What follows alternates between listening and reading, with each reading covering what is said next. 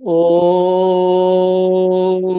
असतो मा सद्गमय तमसो मा ज्योतिर्गमय मृत्योर्मामृतं गमय।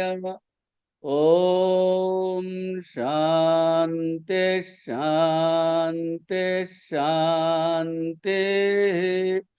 हरि ओम।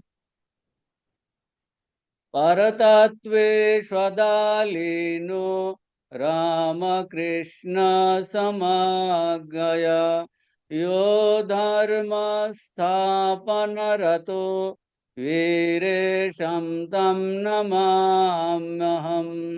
नमः श्री यतिरायाय विवेकानंद सूरये सच्चेत सुख स्वरूपाय स्वामिने तापहारिणे।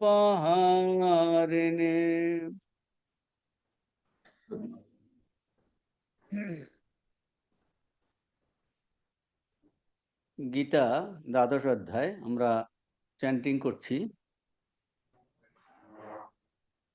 मूकं करोति वाचालं पंगं लंघयते गिरिं यत्कृपातमहं वन्दे परमानन्दमाधवम्। अथ द्वादशाध्यायः। अर्जुन उवाच। সবাই একসঙ্গে করবেন। एवं शततयुक्ताये भक्तास्त्वं पर्युपासते ये चाप्यक्षरमव्यक्तं तेषां के योगवित्तमाः। श्रीभगवानुवाच मय्यावेश्य मनो ये मां नित्ययुक्ता उपासते श्रद्धया परयोपेता ते मे युक्ता त्वमामताः। ये त्वक्षरमनिर्देश्यम् अव्यक्तं पर्युपासते सर्वत्र गमचिन्तं च कूटस्थम् अचलं ध्रुवम् संनियम्येन्द्रियग्रामं सर्वत्र समबुद्धयः ते प्राप्नुवन्ति मामेव सर्वभूतहिते रताः। क्लेशोऽधिकतरस्तेषाम् अव्यक्तासक्तचेतसाम् अव्यक्ता हि गतिर्दुःखम् देहवद्भिरवाप्यते ये तु सर्वाणि कर्माणि मयि संन्यस्य मत्पराः अनन्येनैव योगेन मां ध्यायन्त उपासते तेषामहं समुद्धर्ता मृत्यु संसारसागरात् भवामि न चिरात् पार्थ मय्यावेशितचेतसम्। मय्येव मन आधत्स्व मयि बुद्धिं निवेशय निवशिष्यसि मय्येव अत ऊर्ध्वं न संशयः। अथ चित्तं समाधातुं न शक्नोषि मयि स्थिरम् अभ्यासयोगेन ततो मामिच्छाप्तुं धनञ्जय। अभ्यासेऽप्यसमर्थोऽसि मत्कर्म परमो भव मदर्थम् अपि कर्माणि कुर्वन् सिद्धिम् अवाप्स्यसि अथैतदप्यशक्तोऽसि कर्तुं मद्योगमाश्रितः।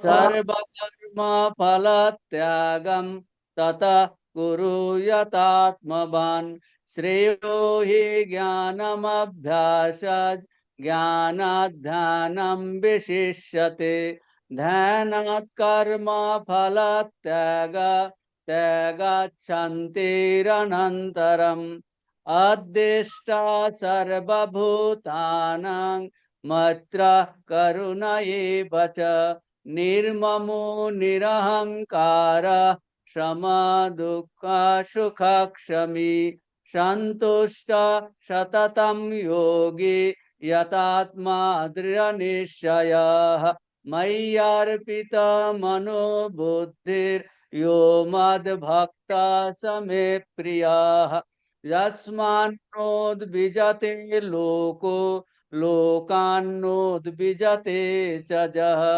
हर्षामर्ष भयोद्वेगैर् मुक्तो यः स च मे प्रियः अनपेक्ष शुचिर्दक्ष उदासीनो गतव्यतः सर्वारंभ परित्यागी यो मद्भक्ता स मे प्रियः यो नारिष्यति न द्वेष्टि न शोचति न कांक्षति शुभाशुभ परित्यागी भक्तिमान् यः स मे प्रियः क्षमा शत्रु च मित्रे च तथा मानापमानयोः शीतोष्ण सुख दुःखेषु समः संग विवर्जितः तुल्यनिन्दा स्तुतिर्मौनी सन्तुष्ट येन केनचित् अनिकेता स्थिरमतिर् भक्तिमान् मे प्रियो नरः ये तु धर्मामृतमिदं यथोक्तं पर्युपासते श्रद्धाना मत्परमा भक्तास्ते अतीव मे प्रियाः। ओम तत्सदिति श्रीमद्भगवद्गीतासु उपनिषत्सु ब्रह्म विद्यायां योगशास्त्रे श्रीकृष्णार्जुन संवादे भक्ति योग नाम द्वादशोऽध्यायः।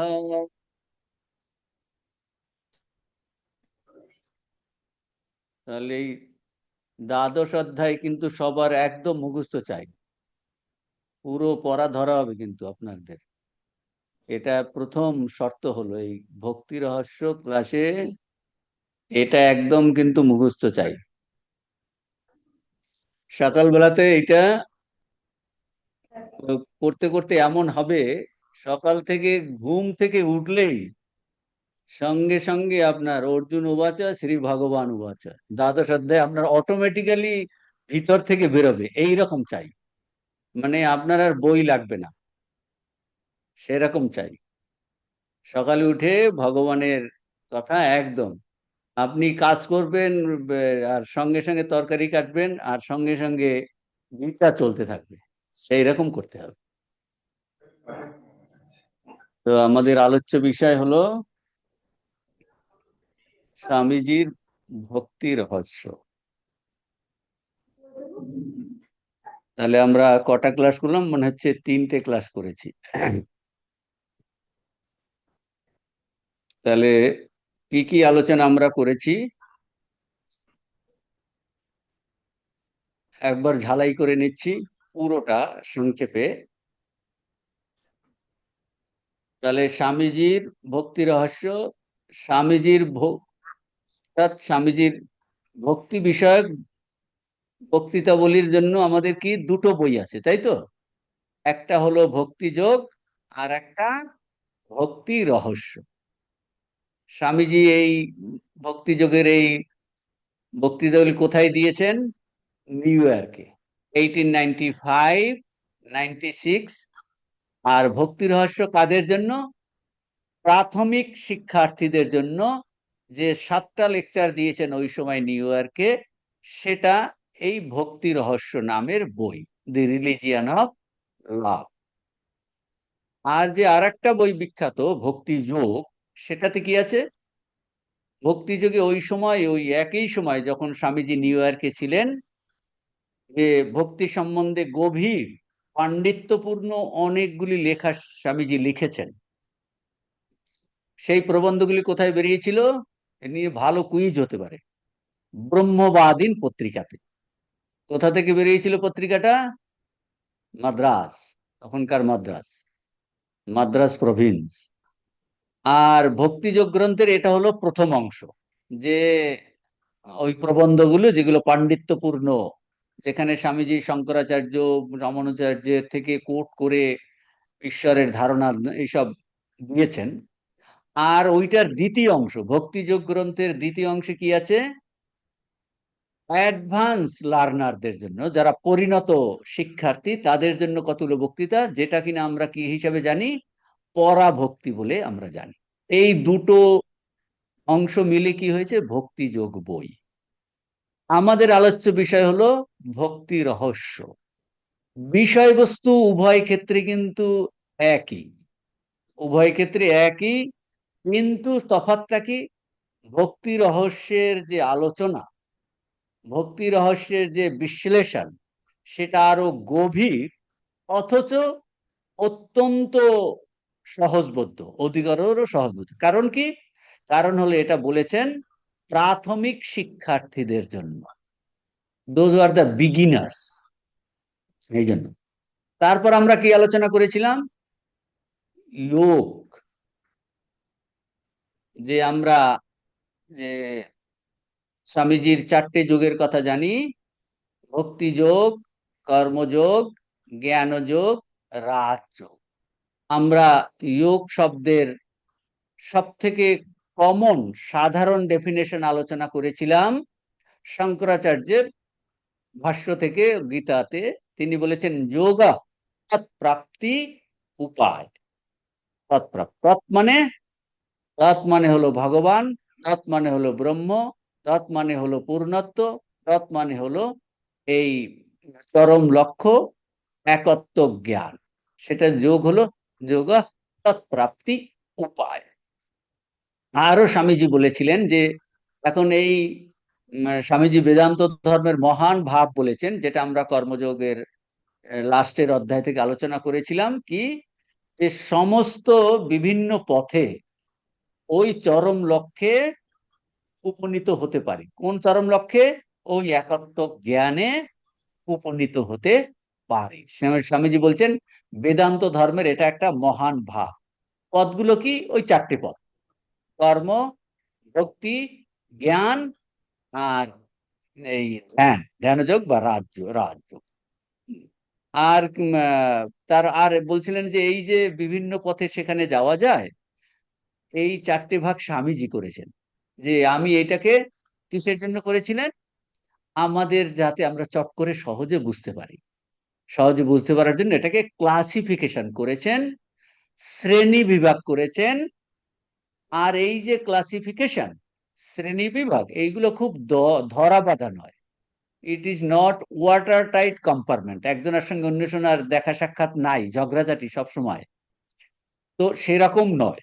বলছেন অত্যন্ত পৃথক নয়, মিলেমিশে আছে। তবে কেন আলাদা নাম? প্রাধান্য অনুসারে এই নাম। প্রাধান্য অনুসারে মানে, প্রাধান্য অনুসারে মানে এই যোগগুলো কাদের জন্য? মানুষের জন্য, তার চরম জ্ঞান লাভের জন্য। কাজেই এই বিভাগগুলো মানুষের গুণ বা প্রবণতার প্রাধান্যে। ব্যাপারটা বুঝতে পারছেন? এই যে ভাগগুলো, এগুলো মানুষের, প্রত্যেক মানুষের গুণ বা প্রবণতার প্রাধান্যে। বলছেন যে প্রত্যেকের মধ্যেই আমাদের কি এই চারটি প্রধান প্রবণতা আছে, প্রত্যেকের মধ্যে আছে প্রবণতা, কিন্তু কারো মধ্যে এই প্রবণতার কোনোটার আধিক্য বেশি। কেউ হলো কর্মপ্রধান, কেউ হলো বিচার প্রধান, কেউ হলো এই ভক্তি প্রধান, কেউ হলো ধ্যান প্রধান। কিন্তু প্রত্যেকের মধ্যেই যিনি কর্মপ্রধান, তার মধ্যে অন্যগুলো আছে, বিচারও আছে, ভক্তিও আছে, ধ্যানও আছে, কিন্তু প্রাধান্য অনুসারে। তাহলে দেখা যাচ্ছে সে বেশিরভাগ সময় কর্ম করতে ভালোবাসে, কাজেই তাকে বলা হয় সে তাহলে কর্মযোগ করবে। অন্যগুলো তাহলে প্রমিনেন্ট, প্রাধান্য অনুসারে বলে এই হলো কর্মযোগী। কিন্তু তার মধ্যে রাজযোগের ভাব বা ভক্তিযোগের ভাব বা এই জ্ঞানের বিচারের ভাব এগুলো আছে। তাহলে প্রাধান্য অনুসারে এই বিভাগগুলি, কাজেই এগুলো কিন্তু ধরা বাঁধা বা ওয়াটার টাইট কম্পার্টমেন্ট নয়, এগুলো পরস্পর ওভারল্যাপিং, মিলেমিশে আছে, মিলেমিশে আছে। আর আর একটা হলো তাহলে প্রবণতার জন্য। এখন এই আমাদের মধ্যে কি কি প্রবণতা আছে সেটা আমরা আলোচনা করেছিলাম। 4টি প্রবণতা, সেইগুলো আমরা এই যে যে 4টি প্রবণতা হলো আমরা করেছিলাম: থিঙ্কিং, ফিলিং, উইল, কন্ট্রোল। আমাদের প্রত্যেকের মধ্যে চিন্তা শক্তি, ফিলিং আবেগ শক্তি, থিঙ্কিং ফিলিং উইল ইচ্ছা শক্তি, আর একটা হলো সেলফ কন্ট্রোল এবং সেলফ অবজারভেশন। তাহলে আমাদের মধ্যে প্রধানত এই 4টি প্রবণতা প্রত্যেকের মধ্যে আছে। এই 4টি প্রবণতা থেকেই কিন্তু এই কর্ম, ভক্তি, জ্ঞান, ধ্যান এইগুলো এসেছে। এখন প্রশ্ন হলো, এইগুলো আছে, এইগুলো থেকে এই 4টে বিভাগ হয়েছে, 4টে যোগ এসেছে। কিভাবে যোগ এসেছে? বলছে যে পদ্ধতিতে আমাদের এই আবেগ শক্তিকে আমরা নিচ্ছি, আবেগ শক্তি ফিলিং ফ্যাকাল্টি, আবেগ শক্তিকে কি করতে হবে? শুধরাতে হবে। এটাকে পরিবর্তিত করে, ফাইনার টিউনিং করে, শুদ্ধ করে পরম সত্তার অনুরূপ করা যায় বা করতে পারি, সেইটা হবে গিয়ে ভক্তিযোগ। ফিলিং আছে আছে সেটা এখন আমাদের, আমরা আরো ডিটেলসে আলোচনা করেছিলাম, সেটা এখন ভিসিয়েটিং, মানে এটা অন্য অনেকগুলো জিনিসের দ্বারা যেন ঢাকা পড়ে আছে, ঢাকা পড়ে আছে, মানে ওর মধ্যে অনেক ময়লা টয়লা মিশে আছে। কাজেই সেটাকে পরিবর্তন করতে হবে, ফিলিং ফ্যাকাল্টিটাকে, আর শুদ্ধ করতে হবে। তাহলে যে পদ্ধতিতে এটাকে পরিবর্তন করা হবে, শুদ্ধ করা হবে, পরিবর্তন করা যায়, শুদ্ধ করা যায়, এবং শুধু শুদ্ধ করে কি হবে?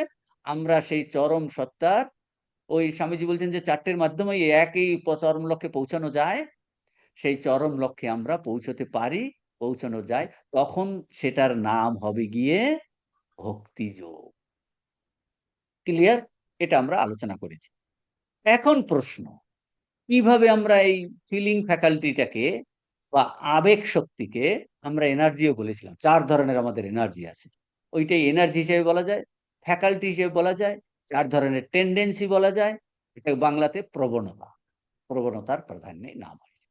এখন প্রশ্ন আসছে যে কিভাবে আমাদের এই আবেগ শক্তিকে, ফিলিং ফ্যাকাল্টিকে, এই টেন্ডেন্সি থেকে, এই প্রবণতাটাকে আমরা শুদ্ধ করতে পারি। এটা এখন অশুদ্ধ অবস্থাতে আছে, এটা একটা জীবত্ব বোধের দ্বারা, এটা আমরা আলোচনা করেছি। বর্তমানে আমাদের জীবত্ব বোধ, কর্তৃত্ববোধ, ভক্তিত্ববোধ, সেটা এই ফিলিং ফ্যাকাল্টি অন্য অনেক জিনিসের জন্য আছে, সেটা আসছি আমরা। বর্তমানে আমাদের ফিলিং ফ্যাকাল্টিটা কি? ফিলিং ফ্যাকাল্টি মানে এই আবেগ, আবেগ শক্তি বা টান। টান কোথায় আছে বা আসক্তি কোথায় আছে? কোনো ব্যক্তিতে বা কোনো বস্তুতে, তাতে আমরা, তাতে আমাদের টান, তাতে আমাদের ভালোবাসা, তাতে আমাদের আসক্তি। ফলে হচ্ছে কি? সেটার জন্য আমাদের দুঃখ, বন্ধন হচ্ছে, সেটার জন্য আমার দুঃখ হচ্ছে। মানে যেটার জন্য আপনি পরপর পরপর দেখুন যে এইগুলো আমাদের আছে। ফিলিং ফ্যাকাল্টির আবেগ শক্তিটা বর্তমানে আছে কোনো আত্মীয় স্বজনে, বস্তুতে, ব্যক্তিতে বা বস্তুতে, বা ব্যক্তি বস্তু সব মিলিয়েতে আছে। এবং তার জন্য কি হয়েছে? আমি সেখানে আসক্ত হয়ে ওটাতে আমি বাধা পড়ে যাচ্ছি, সেটা হলো বন্ধন। আর যেখানেই বন্ধন সেখানেই দুঃখ। বুঝতে পারছেন? এগুলো পর পর একদম চেইন রিয়াকশনের মতো আসবে। আপনাদের এখনই যদি এই রুমের সমস্ত জানলা দরজা বন্ধ করে দেওয়া হয়, যে এখান থেকে কিন্তু বেরোতে পারবে না, বাইরে তালা, ধীরে ধীরে, না মহারাজ ভক্তির রহস্য ক্লাস খুব ভালো, কিন্তু ভালো তখন সব ভালো বেরিয়ে যাবে, যে আমাদের বেরোতে দিন এখন এই রুম থেকে। বুঝতে পারছেন কিনা? তার মানে বদ্ধ অবস্থা থেকেই দুঃখ আসবে, বদ্ধ অবস্থা থেকেই দুঃখ। আপনি নিজের ইচ্ছাতে ক্লাসে এসেছেন, একজন যদি জোর করে এখানে পাঠাতো, বলছে তখন দুঃখ। তো বলছেন বাইন্ডিংস সেখান থেকে, তাহলে যখন আমাদের এই ফিলিং ফ্যাকাল্টিটা, আসক্তি, টান কোনো ব্যক্তিতে বস্তুতে হয়, বলছে তখন সেটা আমাদের কি বন্ধনের কারণ হয়, এবং সেখান থেকে আমাদের যত দুঃখ আসে। এখন বলছেন যদি সেখান থেকে আমাদের, তার তার জন্য কি হয়? ফলে বন্ধন আর দুঃখ, এবং আমাদের ভগবান হলেন কি, তিনি হলেন মুক্ত স্বরূপ, তিনি হলেন আনন্দ স্বরূপ। সেখান থেকে আমরা দূরে সরে যাচ্ছি, ছিটকে যাচ্ছি। এগুলো সব চেইন রিয়াকশন। দেখুন, চেইন রিয়াকশন, চেইন রিয়াকশনের মতো আসছে আসক্তি, বন্ধন, দুঃখ। তার ফলে হচ্ছে কি, যেখানে বন্ধন নাই, ভগবান হলেন সম্পূর্ণ মুক্ত স্বরূপ, আনন্দ। সেখান থেকে অটোমেটিক্যালি আমরা দূরে, উই আর ডাইভার্টিং, ডাইভার্জেন্ট। তো সেখান থেকে আমরা ধীরে ধীরে দূরে সরে যাচ্ছি। এখন বলছেন মহাপুরুষরা, ঋষিরা বলছেন, এই যে আমাদের ফিলিং ফ্যাকাল্টি, আবেগ শক্তি, এই টেন্ডেন্সিটাকে, এই প্রবণতাটাকে, এই আমাদের এটাকে বলছি ভালোবাসা বা টান বা আসক্তি, এটাকে যদি আমরা ভগবানে দিতে পারি, যিনি কিনা মুক্ত স্বরূপ, বলছে ভগবানে যদি দেওয়া যায়, তাহলে কি হবে, আমাদের যে ফিলিং ফ্যাক্টরি, এইটা কি হবে, ধীরে ধীরে সর্বগ্রাসী ভালোবাসাতে পরিণত হবে। মানে আমি তাকে দিচ্ছি, তাকে দিচ্ছি, দিতে দিতে দিতে দিতে দিতে দিতে আমার ভালোবাসাটাই সর্বব্যাপী, সর্বগ্রাসী, সার্বজনীন ভালোবাসাতে পরিণত হবে। তখন আর তাতে কোনো কি থাকবে না, ওই হিজিবিজি কিচ্ছুটি থাকবে না, কোনো ধরনের মলিনতা থাকবে না। অর্থাৎ কিনা কোনো রাগ, বেদান্তে বলবে, অধ্যাত্ম এটা কোনো রাগ আর দেশ থাকবে না, কোনো ভেদ বুদ্ধি থাকবে না। কিন্তু বর্তমানে আমাদের কি, আমাদের ফিলিং ফ্যাকাল্টিতে, আবেগ শক্তিতে রাগ আছে আর দেশ আছে, তাতে আমাদের কি আছে, ভেদ বুদ্ধি আছে। এগুলো এগুলো কিন্তু আপনি নিজে বিচার করলেই, এই প্রত্যেকটা কথা আপনি আবার নিজে বিচার করে বুঝতে পারবেন। দেখুন, আপনি যার প্রতি রাগ, মানে রাগ মানে ক্রোধ নয়, রাগ মানে আসক্তি। আপনার একজন আর কোনো ব্যক্তিতে বা বস্তুতে আসক্তি, আর যাকে ভাল লাগছে না তাকে দেশ। তাহলে বর্তমানে আমার ফিলিং ফ্যাকাল্টিতে কি আছে, রাগ আর দেশ আছে, এবং ভেদ বুদ্ধি আছে। আপনার সবার প্রতি সেই বা টানটা নাই, ভেদ বুদ্ধি আছে। বলছে ওইটাকে যদি আমরা তো কাজেই ইট ইজ স্মিয়ার্ড উইথ রাগ আর দেশ আর ভেদ বুদ্ধি। সেটাকে যদি ভগবানে দেওয়া যায়, ভগবানে কোনো রাগ নাই, দেশ নাই, ভেদ বুদ্ধি নাই, তাহলে সেটা সর্বব্যাপী, সর্বগ্রাসী ভালোবাসায় পরিণত হবে। সর্বগ্রাসী ভালোবাসা, সেটা হলো এটার শুদ্ধ অবস্থা, শুদ্ধ অবস্থা। তারপর এটা আমরা আলোচনা করেছি। তারপর আমরা কি আলোচনা করেছি, যে আমরা অনুবন্ধ চতুষ্টায় আলোচনা করছিলাম।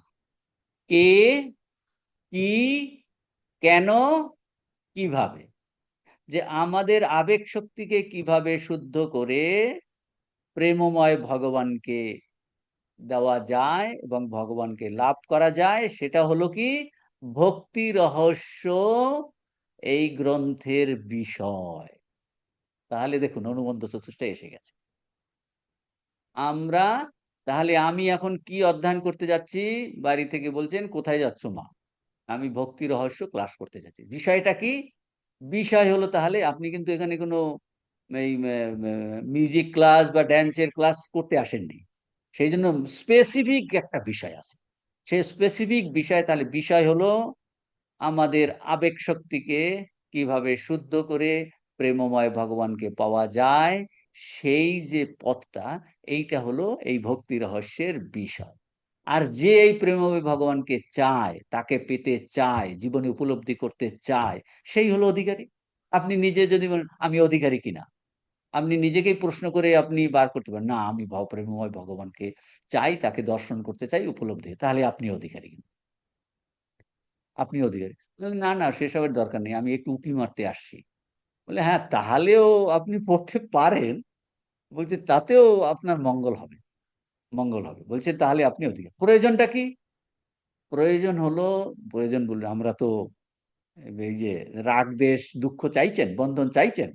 বললেন, না, না, না, আমি বন্ধন চাই না, দুঃখ চাই না, রাগ, দেশ চাই না। তাহলে প্রয়োজনটা হলো কিন্তু সেটা, যে প্রেমময় ভগবানকে পেলে, তাকে উপলব্ধি করতে গেলেই তাহলে আপনি, আপনার আত্যন্তিক দুঃখ নিবৃত্তি হবে, কারণ আপনার ভালোবাসাতে কোনো রাগ, দেশ আর ওইগুলো থাকবে না। প্রেমময় ভগবানকে বলে তিনি বন্ধন শূন্য, তাহলে আত্যন্তিক দুঃখ নিবৃত্তি হবে। আর কি, তিনি আনন্দ স্বরূপ, পরমানন্দ সম্প্রাপ্তি হবে। তাহলে প্রয়োজন হলো আত্যন্তিক দুঃখ নিবৃত্তি আর পরমানন্দের সম্প্রাপ্তি। পরমানন্দের স্বপ্ন বোঝা গেল কিনা? তো এটা হলো, তাহলে সেইটা হলো প্রয়োজন। আপনি তাহলে বুঝতে হবে আমার প্রয়োজনটা কি। আমি ভক্তি রহস্য ক্লাস করতে যাচ্ছি কেন? একটা সার্টিফিকেট পাওয়ার জন্য? সার্টিফিকেট কি করব? প্রয়োজনটা তাহলে বুঝতে হবে। প্রয়োজন হলো জীবন মৃত্যু সমস্যার সমাধান আমি করতে চাইছি। আমি এই রকম একটা আনন্দ স্বরূপের উপলব্ধি করতে, এইটা হলো প্রয়োজন। প্রয়োজন ও মনোদ্দেশ্য মন্দপি ন প্রবর্ততে, বলে প্রয়োজন ছাড়া মন্দ মানুষ কোনো কাজ করে না। কাজে একটা ক্লাস করারও প্রয়োজন আছে। হাইয়েস্ট প্রয়োজন হলো এইটা, হাইয়েস্ট প্রয়োজন হলো সেইটা। বলছে এই জিনিসগুলো যদি আমাদের চোখের সামনে থাকে, তাহলে আপনার এই ক্লাস করাটা ঠিক একটা মানে ঠিক ঠিক পথে এগোবে, এগোবে। তা নাহলে এক গাদা ক্লাস করে শুনেই বা কি লাভ? যে না, আমার প্রয়োজন এইটা, আমার প্রয়োজন এইটা, আমি এর অধিকারী, আর এই প্রয়োজনের জন্য এই বিষয়টা আমি নিয়েছি, এইটা আমি তাহলে ভালো করে আর একটা। তাহলে তিনটে হয়ে গেল, কে, কি, কেন। প্রথমে আলোচনা করলাম বিষয় কি, কিটা হলো বিষয়, হোয়াট, কে, হু, কে আমি, তারপরে কেন, হোয়াই, কেন পড়তে যাচ্ছি, এইটা আমার প্রয়োজন। কিভাবে, হাউ, কিভাবে, এটাকে বলে সম্বন্ধ। কিভাবে পড়বো? না, এই ক্যাজুয়াল একটু পড়ে গেলাম গড় গড় করে, দেখি না একটু স্বামীজির বই, স্বামীজি অনেকে বলছে বা স্বামীজি নাকি অনেক কিছু বলেছেন, একটু উল্টে পাল্টে দেখি। বলছে না না, তাহলে সম্বন্ধটা হবে এরকম যে কিভাবে অধ্যয়ন করলে, সম্বন্ধকে এভাবে বলা হয় বেদান্তে, কিভাবে অধ্যয়ন করলে, এটাকে কালচার করলে আমাকে ওই প্রয়োজনটা মেটাবে, মেটাবে। অর্থাৎ এই জন্য বেদান্ত বলে অনুভবের ব্যাকুলতা নিয়ে যদি আমরা পড়ি, অধ্যয়ন করি, অনুভবের ব্যাকুলতা নিয়ে, তাহলে বলছেন তাহলে তাহলে সেটাকে কিন্তু, সেটা হবে ঠিক ঠিকভাবে অধ্যয়ন করা। আর একটা আছে, যদি অধ্যয়ন করে আপনার এইটা অনুভব করার ব্যাকুলতা আসে, তাহলেও বুঝতে হবে এটা ঠিক ঠিকভাবে পড়া হয়েছে। বাহ, পড়ে তো এটা দারুণ লেগেছে, এইটাই তো আমি চাই। আপনি হয়তো আপনার অত প্রথমে অনুভবের ব্যাকুলতা অতটা নেই, সেই জন্য দুদিক দিয়ে বলে এটাকে।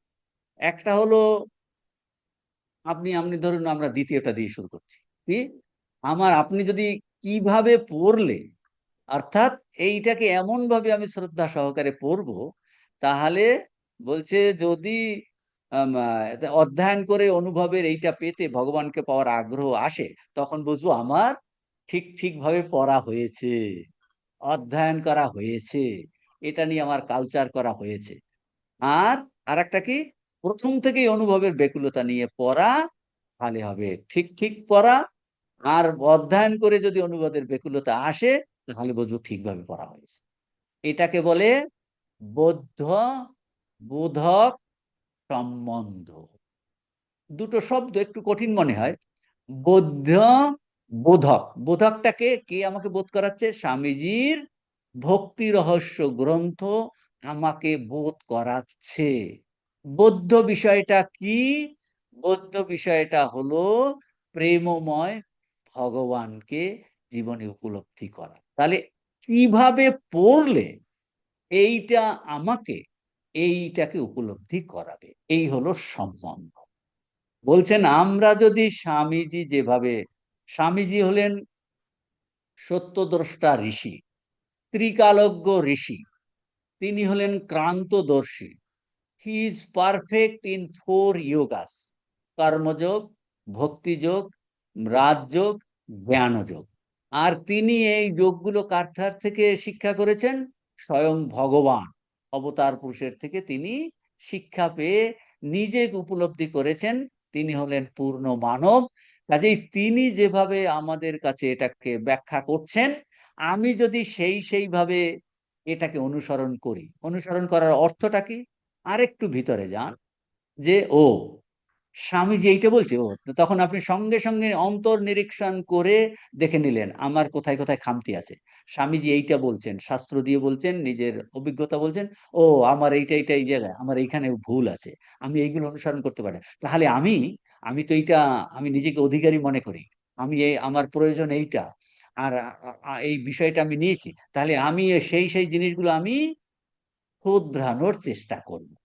তাহলে হবে কি, তাহলে এই যেভাবে স্বামীজি বলবেন, যেরকম যেরকম বলবেন, আমি যদি সেই রকম সেরকম নিজের ভুলগুলো শোধরাই, অর্থাৎ কিনা নিজের মধ্যে কতগুলো, স্বামীজি একটা জিনিস বলছেন, আমি এক জায়গায় দাঁড়িয়ে আছি, এটার মধ্যে একটা বিশাল গ্যাপ আছে, তাই না? স্বামীজি একটা আইডিয়ালের কথা বলছেন, আর আমি এখানে আমি পড়লেই মনে, না না এটা তো আমি পারছি না। তার মানে ওই উপলব্ধি করার জন্য যেসব কন্ডিশন বলবেন, যে জিনিসগুলো বলবেন, আমার সঙ্গে আমি এমন জায়গায় দাঁড়িয়ে আছি, একটা বিশাল গ্যাপ আছে। তাহলে আমার কাজটা কি হবে, আমি যাতে এই গ্যাপটাকে আরো কমিয়ে ফেলতে পারি ধীরে ধীরে ধীরে ধীরে। ও, স্বামী যেরকম বলছে আমি গ্যাপটাকে কমাবো, দিন দিন দিন দিন আমি গ্যাপটাকে কমিয়ে কমিয়ে কমিয়ে কমিয়ে গ্যাপটাকে মিটিয়ে ফেলতে চাইছি। তাহলে বোঝা যাবে আমি এটা অন্তরের সঙ্গে আমি এটা নেওয়ার চেষ্টা করছি, গ্যাপটা মিটিয়ে ফেলার চেষ্টা করছি। তাহলে কিন্তু এ আমাকে ওই উপলব্ধির দিকে নিয়ে যাবে ধীরে ধীরে। শनै শनै রূপরমেত বুদ্ধা ধৃতি গৃহীতয়া। তো সেদিকে নিয়ে যাবে। এই জিনিসগুলো আমরা আলোচনা করেছি। এরপরে কি আলোচনা করেছি আমরা, যে স্বামী, তারপর আমরা স্বামীজির ডিরেক্ট বইয়ের প্রথমে চলে গেছি। যে স্বামীজি প্রথম যে বিষয়টা শুরু করেছেন, সেই বিষয়টার কি নাম দিয়েছেন, ভক্তির সাধন। ইংরেজিতে প্রিপারেটরি ডিসিপ্লিন। আমি মহারাজকে বলেছিলাম ওই ইংরেজি বইটাও দেওয়ার জন্য, বলে দিয়েছিলাম, তো আরেকবার মনে করাতে হবে। ভোগ, অর্থাৎ প্রিপারেটরি অর্থাৎ ভগবানের জন্য ভক্তির সাধন বা প্রিপারেটরি ডিসিপ্লিনের অর্থটা কি, অর্থাৎ ভগবানের জন্য আমাদের হৃদয়, ভগবানের জন্য হৃদয়ে টান অনুভব করার জন্য অনেক প্রস্তুতি দরকার, প্রস্তুতির। আর সেই প্রস্তুতির কথা স্বামীজি বলছেন। আর আমরা হলাম বেশিরভাগই প্রাথমিক শিক্ষার্থী, কিন্তু আমাদের বর্তমান আমাদের অবস্থাটা কি, কিন্তু আমাদের একটা ইচ্ছা আছে, না আমি ভগবানে যাতে আমার ভক্তি হয়, ভগবানে যাতে আমার ভক্তি, এইরকম একটা ইচ্ছা আছে। আমরা প্রাথমিক শিক্ষার্থী, কিন্তু আমরা চাই ভগবানকে ভালোবাসতে, তার প্রতি যাতে ভক্তি হয়, টান হয়, কিন্তু অত টান এখন ফিল করছি না। সেই জন্য বলছে ভক্তির সাধন, যাতে আমি এই ধরনের টান অনুভব করি। তারপর স্বামীজি এই জন্য, এটা হলো হেডিং এর অর্থ। তারপরে আমরা কি পাচ্ছি, স্বামীজি এই ভক্তি রহস্য শুরু করছেন বিষ্ণু পুরাণ থেকে, প্রহ্লাদের একটি উক্তি উদ্ধৃত করে। এটাকে স্বামীজি বলছেন ভক্তির সর্বোৎকৃষ্ট সংজ্ঞা। ইয়া প্রীতি অবিবেকানা বিষয়েষু অনপায়িনী ত্বাম অনুস্মরতা সা মে হৃদয়াৎ মা অপসর্পতু। এই শ্লোকটা কিন্তু সবার মুখস্থ চাই। গীতার দ্বাদশ অধ্যায় 20টা, তারপর প্রথম এই শ্লোক, এইটা দিয়ে স্বামীজি শুরু করছেন। যে কি এর অর্থ, এর অর্থটাও কিন্তু মনে মনে যে রাখতে হবে, যে যা প্রীতি অবিবেকানা, অবিবেকী মানে বিবেকহীন ব্যক্তিগণের যে প্রীতি, কি বলছে, ইন্দ্রিয় ভোগ্য বিষয়, বিষয়ে সু, ইন্দ্রিয় ভোগ্য বিষয়ে যেরূপ প্রগাঢ় প্রীতি, হে প্রভু তোমার জন্য বেকুল আমার হৃদয় থেকে সেইরূপ প্রীতি যেন কখনো দূর না হয়। মা প্রসারপতু, মা মানে না, সংস্কৃতে মা মানে না, আমার সেই হৃদয় থেকে সেই রকম প্রীতি যেন কখনো দূর না হয়। এই এই প্রহ্লাদের এই যে প্রার্থনা করেছেন, এইটা বলছেন ভক্তির শ্রেষ্ঠ সংজ্ঞা। আমরা তখন কি করেছিলাম, কোন অবস্থাতে প্রহ্লাদ এইটা প্রার্থনা করে, সেই জন্য স্বামীজির ভক্তরাজ প্রহ্লাদের যে ক্যালিফোর্নিয়াতে যে লেকচার দিয়েছেন সেটা আমরা আলোচনা করেছি। মাঝখানে স্বামীজির সেই লেকচারটাও আমাদের একটু চর্চা হয়ে গেল। এইটা বোঝানোর জন্য লাস্টে যখন নৃসিংহ অবতার এলেন, তখন বলছেন ভক্তরা যে হিরণ্যকশিপুর কাছে সে হলো একদম যেন কাল স্বরূপ হয়ে এসেছে, আর ভগকে সে চাটছে। মানে এর কাছে দেখে তার চোখে জল বলছে, তার বলছে তোমার আমার দর্শন বৃথা যাবে না, তুমি কিছু প্রার্থনা বলছে। আর আমি আর ভক্তরাজ প্রহ্লাদ আর কি চাইবেন, হলো নিষ্কাম্য। তখন কিন্তু এই প্রহ্লাদ এই শ্লোকটি বলেছেন। স্বামীজি বলছেন এটা হলো ভক্তির শ্রেষ্ঠ ডেফিনেশন। স্বামীজির মত ভক্তির শ্রেষ্ঠ ডেফিনেশন। তো এই যে বিবেকহীন ব্যক্তি ইন্দ্রিয়ভোগ্য বিষয়ে যে প্রবৃত্তির তার কথা বলছেন। এখন তার মানে এটার থেকে আমরা কি পাচ্ছি, এক্সট্রাক্ট করতে হবে এই থেকে। এটার থেকে অনেকগুলো জিনিস আমরা পাচ্ছি, যে ভালোবাসা, প্রীতি একটা সার্বজনীন ট্রুথ, একটা ইউনিভার্সাল ট্রুথ। এটা দেখুন, এতে একটা আশার বাণী। প্রত্যেকে আমরা এটা অধ্যয়ন করছি, ও আমার মধ্যেও ভালোবাসা আছে, প্রীতি আছে, এটা একটা সার্বজনীন ট্রুথ। ভালো মন্দ, দুষ্টু নিষ্ঠুর প্রকৃতির মধ্যেও আছে, কীট পতঙ্গ সবার মধ্যে কিন্তু এই প্রীতি আছে। এখন বর্তমানে সেটা অবিবেকীর মানুষের মধ্যে ওই প্রীতিটা বলছে কিসে, বিষয়বস্তুতে, আত্মীয় স্বজনে, ভোগ্য বস্তুতে এইটা আছে, তাই তো, সবার মধ্যে। আর ওই যে বস্তুগুলোতে এখন শুধু আমরাও অনেকটাই অবিবেকী। আমাদের মধ্যেও যে প্রীতিটা আছে সেটা বিষয়ে, আত্মীয় স্বজনে, সম্পত্তিতে, টাকা পয়সাতে, সবকিছুতে আছে। ভগবান একদম নেই বলবো না, আছে। আমাদের একটা ইচ্ছা আছে ভগবানই হোক, অল্প আছে ইচ্ছা। তো ওই বিভিন্ন বস্তুতে, আত্মীয় স্বজন, কিন্তু ওই যেগুলোতে আমাদের এখন প্রীতি বা টান, মানে অর্থাৎ অবিবেকী ব্যক্তির, সেই বস্তুগুলোর অবস্থাটা কি, সেটাকে যদি আপনি অ্যানালিসিস করেন, সেই বস্তুগুলো কিন্তু পরিবর্তিত হয়ে যাচ্ছে।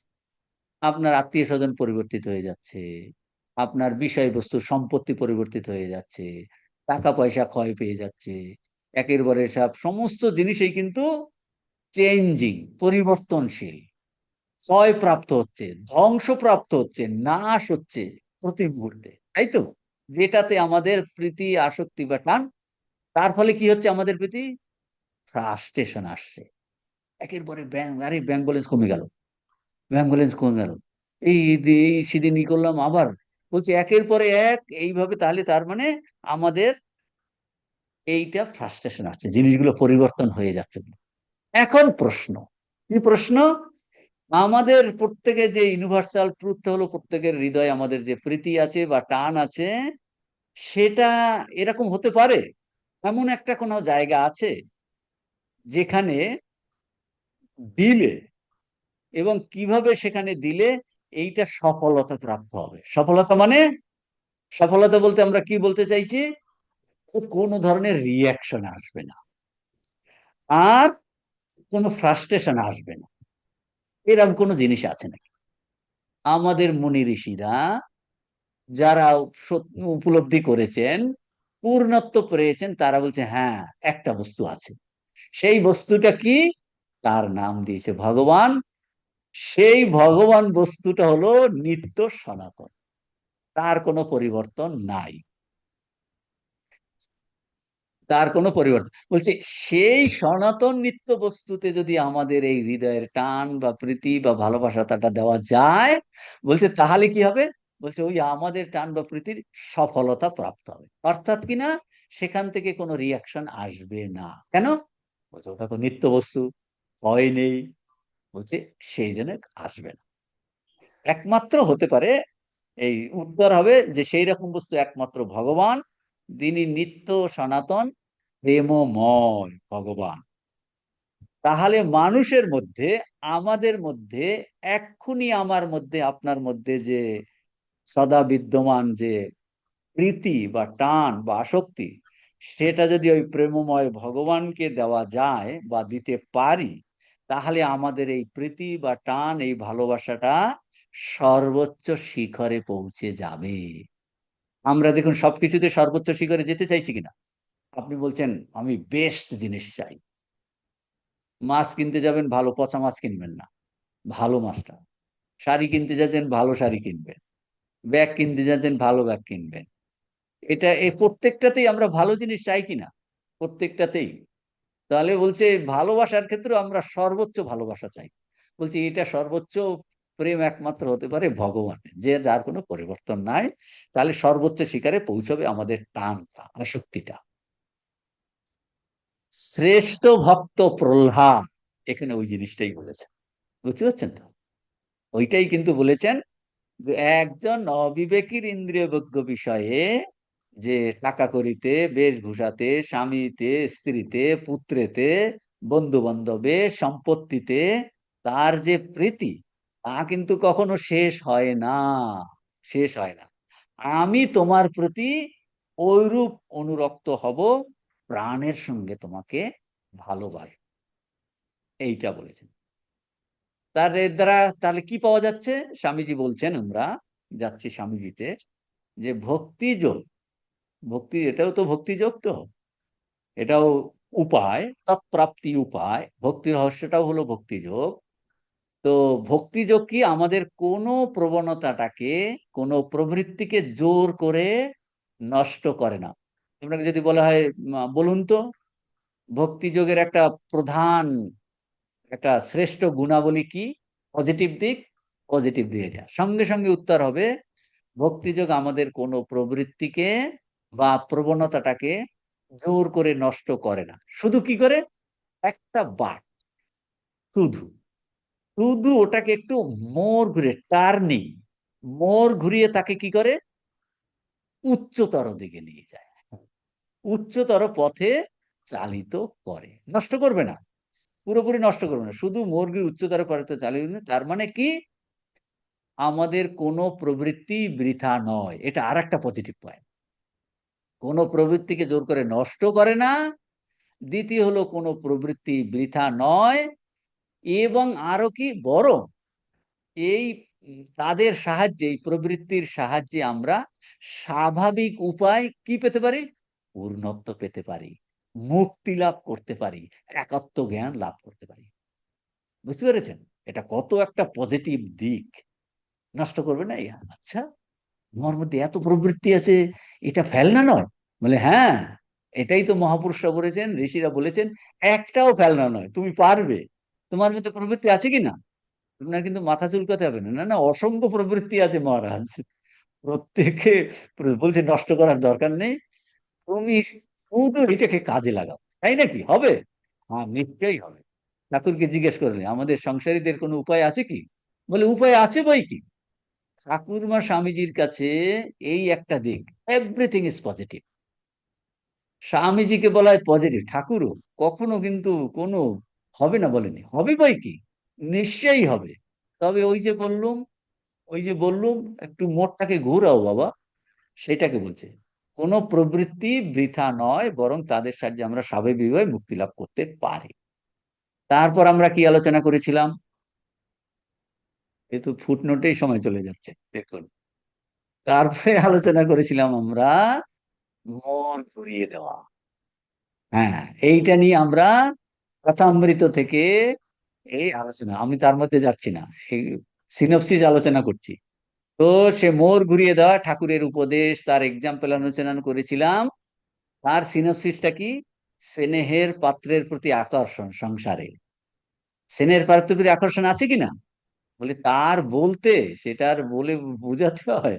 স্নেহের পাত্রের প্রতি তো আকর্ষণ আছে, সেইটা বুঝাতে গিয়ে আমরা উদাহরণ দিয়েছিলাম, ক্লাসিক্যাল এক্সাম্পল, ভরত রাজার হরিণের প্রতি, হরিণটা তার স্নেহের বস্তু, জীব, তার প্রতি আকর্ষণ। তখন আমরা চলে গেলাম কোথায়, ফুটনোটে। ফুটনোটটা হলো মহাভারতের ভরত রাজার কাহিনী, আমরা আলোচনা, এতে কি সুন্দর কাহিনী, জড় ভরতের গল্প। স্বামীজি বলেছেন ক্যালিফোর্নিয়াতে, দেখুন প্রত্যেকটা গল্প স্বামীজি বলেছেন। তো সেইটা আমরা আলোচনা করলাম। আর কথামৃত থেকে আমরা উদাহরণ আলোচনা করলাম, জপ ধ্যানের সময় স্নেহের ভাইপোর কথা মনে পড়ে, ওই যে মণি মল্লিকের আত্মীয়া, মনে আছে? সে ভাইপোর কথা মনে পড়ে। ঠাকুর কি করলেন? অবতার পুরুষ এসে মোড় ঘুরিয়ে দিলেন।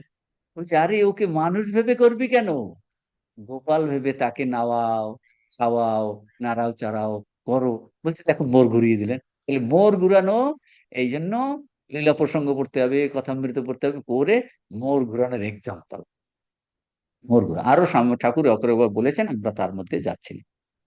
এখন তার পরের প্যারাগ্রাফে স্বামীজি, প্রথম প্যারাগ্রাফটা এতক্ষণ আমরা, পরের প্যারাগ্রাফে স্বামীজি এই দ্বিতীয় প্যারাগ্রাফে আলোচনা কি করছেন? স্বামীজি প্রশ্ন তুলেছেন।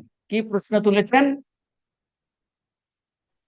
বর্তমানে আমাদের যে প্রবৃত্তি, প্রবণতা, যে এই আবেগ শক্তিটা ইন্দ্রিয় বিষয়ে যায়, আমরা তাতে প্রীতি অনুভব করছি। ও স্বামীজি বলছেন, আমরা ভগবানে কেন প্রীতি অনুভব করছি না? ভগবান তো আছে, তাতে প্রীতি অনুভব কেন করছি না? স্বামীজি তার উত্তর দিয়েছেন।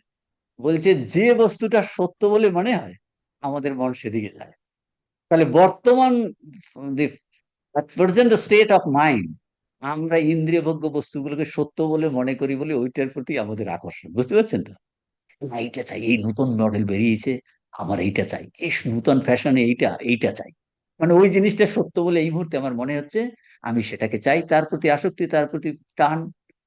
তাহলে যে জিনিসটাকে আমি সত্য বলে মনে করি, কিন্তু ভগবানকে সত্য বলে মনে করছি না।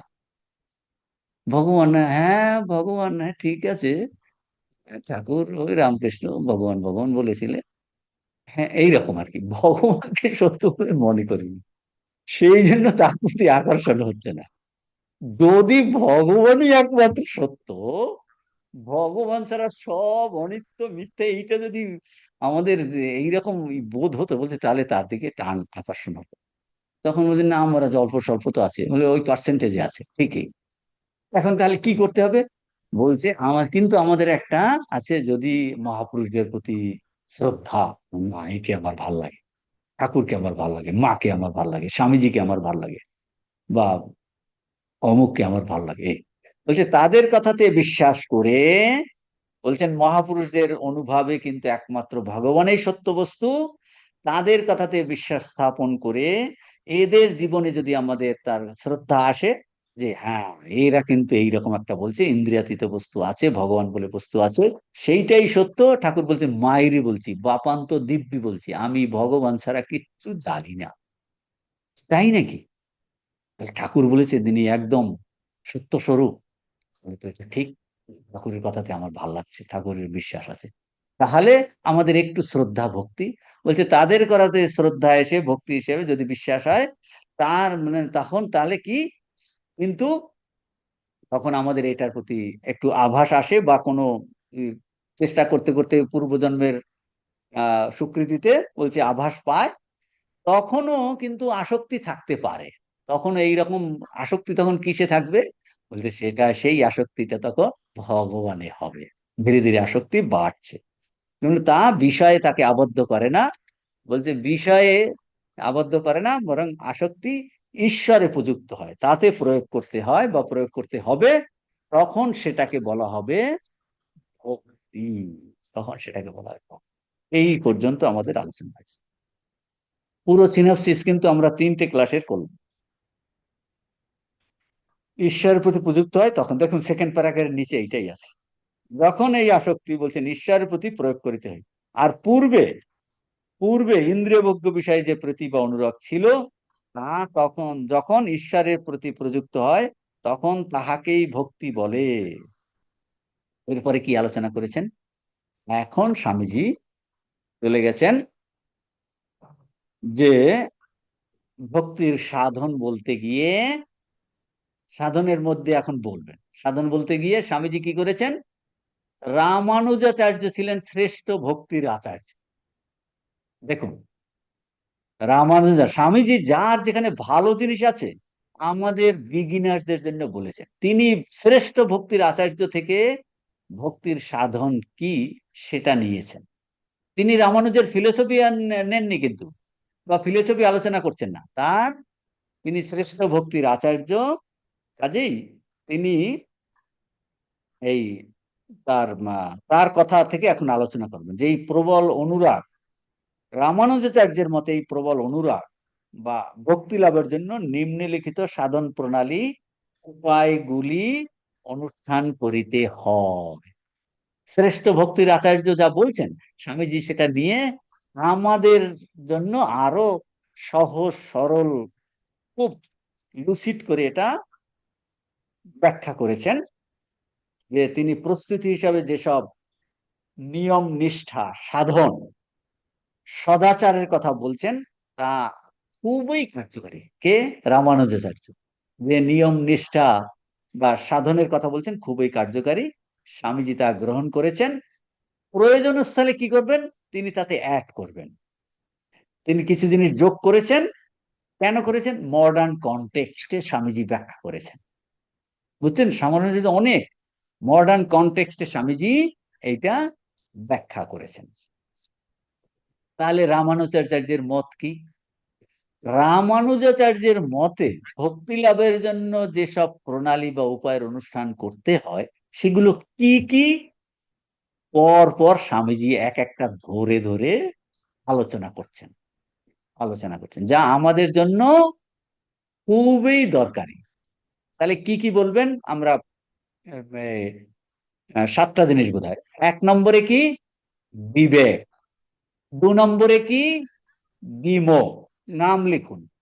বিবেক, দু নম্বরে বিমোহ, তিন নম্বরে বলবেন অভ্যাস, চার নম্বরে বলবেন ক্রিয়া, পাঁচ নম্বরে বলবেন কল্যাণ, ছ নম্বরে বলবেন অনবসাদ, সাত নম্বর বলবেন অনুদ্ধর্ষ। এর থেকে ভক্তি লাভ হয়। এই অনেক পৃষ্ঠা পরে আছে, সব এক জায়গাতে আমি একসঙ্গে সাতটা নাম বলে দিলাম শুধু। প্রত্যেকটা ধরে ধরে স্বামীজি আলোচনা করবে। আমি প্রথমে এই সাতটা জিনিস কুইজের জন্য বলে দিলাম। রামানুজাচার্য ভক্তির সাধন প্রণালীর জন্য যেসব বলেছেন, কটা জিনিস বলেছেন? সাতটা জিনিস বলেছেন। কি কি সাতটা জিনিস? নাম্বার ওয়ান বিবেক, নাম্বার টু বিমোহ, নাম্বার থ্রি অভ্যাস, নাম্বার ফোর ক্রিয়া, নাম্বার ফাইভ কল্যাণ, নাম্বার সিক্স নবসাদ, নাম্বার সেভেন অনুদ্ভাস। বলছি এর থেকে ভক্তি লাভ হয়। এগুলো পরে পরে আসবে, আপনার পাতা উল্টাতে হবে না, পরে পরে আসবে। এখন আমরা শুরু করছি কোনটা? বিবেক। এইটা শুরু করছি আমরা, কিন্তু শুরু করছি এইটা। স্বামীজি ওই নামগুলো একবারে প্রথমে বলেননি। প্রথমে দেখুন প্রথমত, তাহলে প্রথমত মানে কি? যে নিম্নলিখিত সাধন প্রণালী অর্থাৎ উপায়গুলি অনুষ্ঠান করিতে হয়, নিম্নলিখিত। এখন আমরা প্রথমে সিনপসিসটা আলোচনা করে তারপর স্বামীজির লাইন বাই লাইন আমরা পাঠ করব, একটা শব্দ বাদ যাবে না। তাহলে স্বামীজি এখানে বিবেক সম্পর্কে প্রথমে আলোচনা করছেন। এখানে বিবেকের অর্থ কি? প্রথমে শুনুন, বইটা পরে পড়বো, লাইন বাই লাইন ধরে ধরে পড়বো। বিবেকের অর্থ হলো খাদ্য বিচার। বিবেকের অর্থ কি? খাদ্য বিচার। অর্থাৎ খাদ্য বিচার করে তার দোষ পরিহার করা, দোষ দূর করা। স্বামীজি ব্যাখ্যা করে এটা বুঝিয়েছেন। কি বুঝিয়েছেন? আমরা যে খাবার খাই, আমাদের ভুক্ত খাদ্যদ্রব্য, সবাই কিন্তু খাবার খাচ্ছেন, প্রত্যেকটা, আপনি সকালে খেয়েছেন, দুপুরে খেয়েছেন, আবার রাতে গিয়ে খাবেন। ভুক্ত খাদ্যদ্রব্যের সঙ্গে আমাদের দেহ মনের স্বরূপত কোনো ভেদ নাই। খাদ্যের সঙ্গে আপনার যে শরীর আর আপনার যে মন, যে মন দিয়ে আপনি এখন এই অধ্যয়ন করছেন, শুনছেন, এই দেহ খাদ্যের সঙ্গে আপনি সকাল বেলাতে আপনি রুটি তরকারি খেয়েছেন, দুপুরে মাছের ঝোল দিয়ে ভাত খেয়েছেন। বলছি ওই যে মাছের ঝোল ভাত, রুটি তরকারি, চা, বিস্কিট, বলছি ওই খাদ্যের সঙ্গে আপনার যে বর্তমান দেহ আর আপনার যে মন, যে দেহ মন নিয়ে আপনি এখানে বসে আছেন, বলছে স্বরূপত কোনো তফাৎ নাই, স্বরূপত কোনো প্রভেদ নেই। আমাদের খাদ্যের জড়কণাগুলির সূক্ষ্ম অংশ থেকেই চিন্তা শক্তির যন্ত্র, চিন্তা শক্তির যন্ত্র কোনটা? মন। বলছে সূক্ষ্ম চিন্তা শক্তির যন্ত্র মন প্রস্তুত করি। আর তাহলে খাদ্য, আপনার কোন খাদ্যতে যে বিভিন্ন ধরনের খাদ্যের প্রকার আলাদা আছে কিনা? আপনি দেখুন, স্বামীজি স্বামী শিষ্য সংবাদ উদাহরণ দিয়েছে, বলছে দেখো খাদ্যের প্রভাব। হাতি হলো এত বিশাল একটা